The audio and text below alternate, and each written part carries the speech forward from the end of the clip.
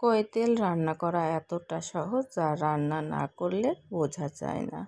Welcome to my YouTube channel আর cook house. কই তেল রান্না করার জন্য কই মাছের পিঠ চিড়ে নিই। আমি চাকু দিয়ে কই মাছের পিঠ চিড়ে নিচ্ছি। কই মাছের পিঠ আমি কস করে এবং লম্বা করে উভয়ভাবে চিড়ে নিচ্ছি। এতে কই মাছের মধ্যে নুন, হলুদ এবং ঝাল ঢুকে খেতে সুস্বাদু লাগে। কই মাছের পিঠ চেরা হয়ে গেলে ভালো করে ধুয়ে নিই।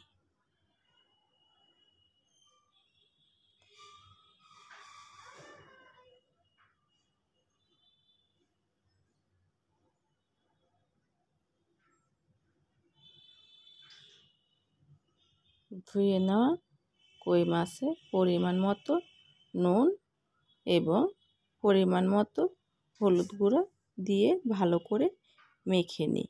আমি গ্রেভিতে যে পরিমাণ নুন হলুদ দিব সেই অনুযায়ী একবারেই কই মাছে নুন হলুদ দিয়ে মেখে নিচ্ছি।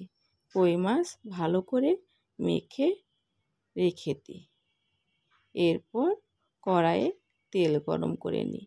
আমি সরিষার তেলে রান্না করব, এজন্য সরিষার তেল গরম করে নিচ্ছি।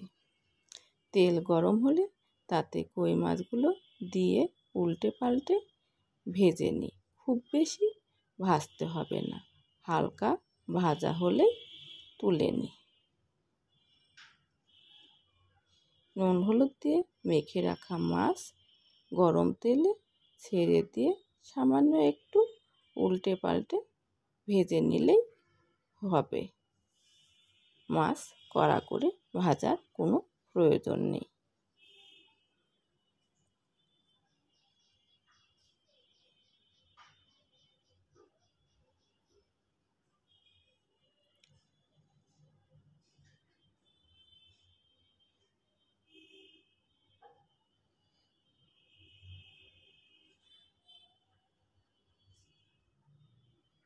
কড়াইয়ে আর একটু সরিষার তেল দিই, একটি শুকনো লঙ্কা দিই,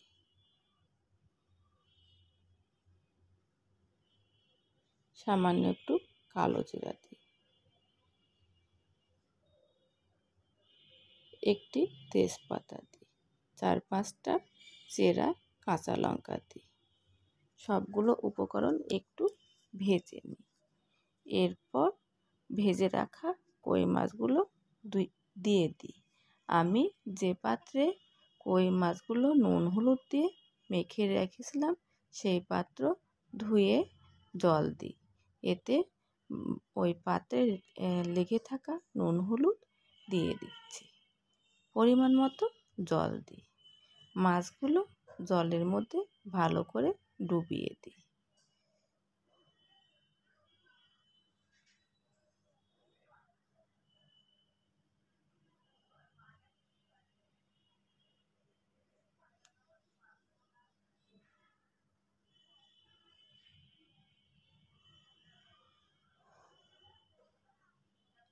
ঢাকনা দিয়ে ঢেকে দিই।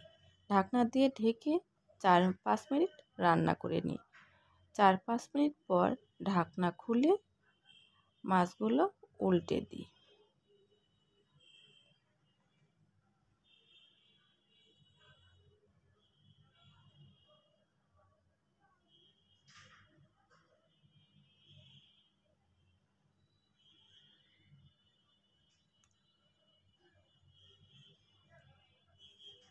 আমার কই মাছের গ্রেভি রেডি।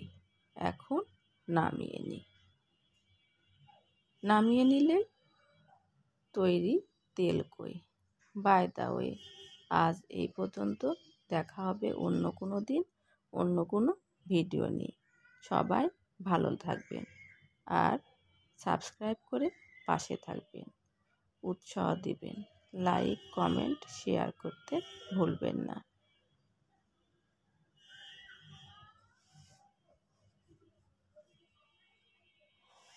আপনাদের লাইক, কমেন্ট, শেয়ার এবং সাবস্ক্রাইব আমাকে উৎসাহ যোগায়। বাই।